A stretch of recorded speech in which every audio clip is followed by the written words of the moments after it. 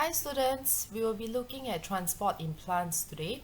Okay, so before this lecture, you should have gone through nutrition in plants, in which you look at photosynthesis and what are the factors that affect photosynthesis itself. So for this part itself, transport in plants, we will look at it separately in terms of the roots itself, moving up to the xylems, and then subsequently moving up to the leaves. Okay, so let's recall what are some of the root hair cell adaptations that you should have covered under the lecture for cells. So root hair cells, it has got an elongated protrusion, so meaning to say that it is protruding outwards here, as you can see. So the purpose of this protrusion is to increase my surface area to volume ratio in order to enable a greater absorption of water and mineral salts. Okay, so root hair cells also has increased mitochondria. So mitochondria, the purpose is to provide energy in the form of ATP. Okay, so in the form of ATP, which is used for active transport. And at the same time, root hair cells, it also has a higher cell set concentration. The purpose of a higher cell set concentration is to enable osmosis of water. And why does it have a higher cell set concentration? Is because it uptakes mineral salts via active transport. Okay, so let's look at the process that will take place. Before that, what does root hair cells do besides the absorption and distribution of your mineral salts? Okay, so two other things. One is it holds the soil firmly in place, which is why in places whereby there are massive cases of deforestation, we have got cases of soil erosion taking place. Another feature is also for food storage in some plants, such as our favorite potatoes. Okay, so let's look at the process now. Now, root hair cells, as we know, contains an increased amount of mitochondria, which is used to provide ATP for active transport. So when root hair cells, they uptake the mineral salts and ions via active transport, what happens to the water potential, or what happens to the water concentration? So the water concentration in the cell set is now lower than the surroundings due to the uptake of my mineral salts and ions. So as the water potential gets lowered, water will enter via osmosis, which is a passive process, okay, resulting in what we know as root pressure. So root pressure is not just one simple process on its own, but instead it requires or takes place over three components, in which we have got active transport, lowering of water potential, and then resulting in osmosis. Okay, so looking at here, so once water enters into the root hair cell, we have got a higher water concentration here. So water will move from the root hair cell to the inner cortical cells by osmosis until it reaches the xylem vessels. Okay, so when it reaches the xylem vessels, we have to look at what happens in the xylem vessels for water. Okay, so let's recall how water actually looks like on its own.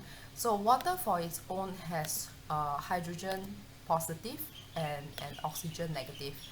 Okay, so let me just draw that out. So water, we all know, is of the symbol H2O. Okay, so we have got a H, 2, and an O. Okay, so using a bit of the chemistry, we know that hydrogen is slightly positive, and we know that oxygen is slightly negative.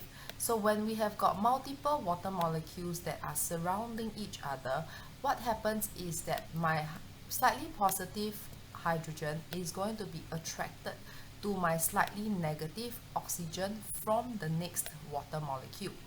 And my slightly negative oxygen here is going to be attracted to my slightly positive hydrogen of the next water molecule.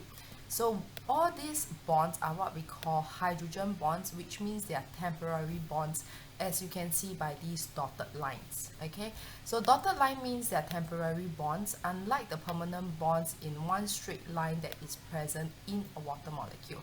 So this one should be broken up into smaller individual dotted lines as well. Okay, so when we have got hydrogen bonds within a water molecule, now within the water molecule, that's what we call cohesive forces. So cohesive forces within the water molecules itself allow water to travel in the form of droplets, which is why when we have got condensation taking place, you often find, like for example, your can of cold Coca-Cola that you take out from the fridge. After some time, the water droplets form outside the can itself. Okay, so when it forms outside the can, you can see the droplets having cohesive force. Okay, another thing that you'll realize about these droplets is that these droplets, they actually roll down the sides of the Coca-Cola can. So that is what we call the adhesive force. Okay, so think of your adhesion tape, the scotch tapes that you all use to tape your papers or your boxes. Okay, so that is adhesive force. So both cohesive force and adhesive force is due to hydrogen bonding between the water molecules. Okay, and with this, water is being moved upwards the xylem vessels. So as it moves up the xylem vessels, the narrow structure of the xylem vessels enable capillary action to take place. Okay, so think of a very small straw versus a large bubble tea straw. So when you use the same effort to suck up the fluid, the thin straw will have a faster rate of water movement up compared to the bubble tea straw, which is wider. Okay, so that is capillary action. Okay. So when we look at the xylem vessels, okay, some of the adaptations we have looked at it before. Okay, so the xylem vessels themselves will have got your lignified wall.